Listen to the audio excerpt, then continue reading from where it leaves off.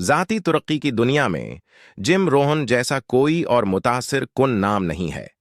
वो एक businessman, philosopher और मोटिवेटर थे। उनका असर दुनिया भर में और मुख्तलिफ नस्लों तक पहुंचा। ये डॉक्यूमेंट्री फिल्म इस गैर मामूली आदमी की जिंदगी और कारनामों का जायजा लेती है और उन बुनियादी उसूलों को तलाश करती है जिन्होंने उन्हें एक अजीम शख्सियत बना दिया। 1930 में ओक्लाहोमा के एक छोटे से कस्बे में पैदा होने वाले जिम रोहन की इब्तदाई जिंदगी सादगी से भरी थी। उन्होंने कम उम्री में ही स्कूल छोड़कर काम शुरू कर दिया। ये वो फैसला था जिसने उनके मुस्तकबल के फलसफे को मुतासिर किया। रोन अक्सर जाती जिम्मेदारी की अहमियत के बारे में बात करते थे। उनका मानना था कि हालात हमारे आगाज का तायन तो कर सकते हैं, लेकिन ये हमारे इंतखाब हैं जो हमारी मंजिल का फैसला करते हैं। Jack Canfield. जिम बहुत आम हालात से आगे थे। उनके पास कोई खास सहूलत नहीं थी, लेकिन उनमें सीखने और तरक्की करने का एक शदीद जज्बा था।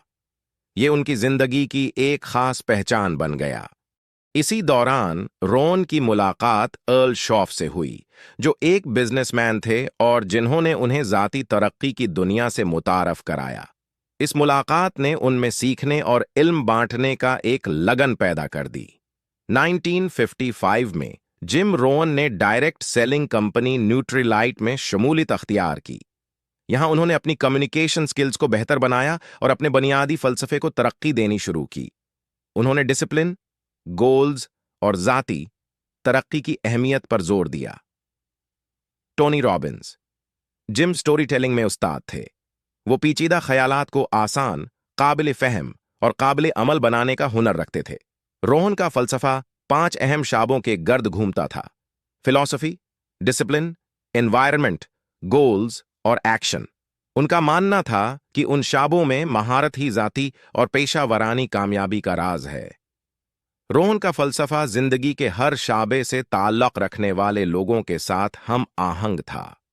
उन्होंने जाती इंतखाब की ताकत और अपनी खुशी और तकमील की जिम्मेदारी लेने की अहमियत पर जोर दिया। 1980 की दहाई तक जिम रोहन ने खुद को जाती तरक्की में एक अहम शख्सियत के तौर पर कायम कर लिया था। उनके सेमिनार्स हजारों लोगों को रागिब करते थे और उनकी किताबें बेहतरीन फरोख्त कनंदा बन गईं। डॉना रोड्स। जिम का पैगाम हमेशा के लिए काबिल अमल था। ये किसी फौरी हल के बारे में नहीं था, बल्कि सख्त मेहनत, दयानत और मुसलसल सीखने की बुनियाद पर जिंदगी गुजारने के बारे में था। रोन का असर उनके सेमिनार्स और किताबों से कहीं आगे तक फैला। उन्होंने बेशुमार अफराद की रहनुमाई की, जिनमें से बहुत से खुद भी कामयाब एंटरप्रेन्योर्स और मोटिवेशनल स्पीकर्स बन गए। आज जिम रोन की मीरास उनकी रिकॉर्डिंग्स, किताबों और उन लातादाद अफराद के जरिए जिंदा है जो उनके फलसफे को फहलाना जारी रखे हुए हैं।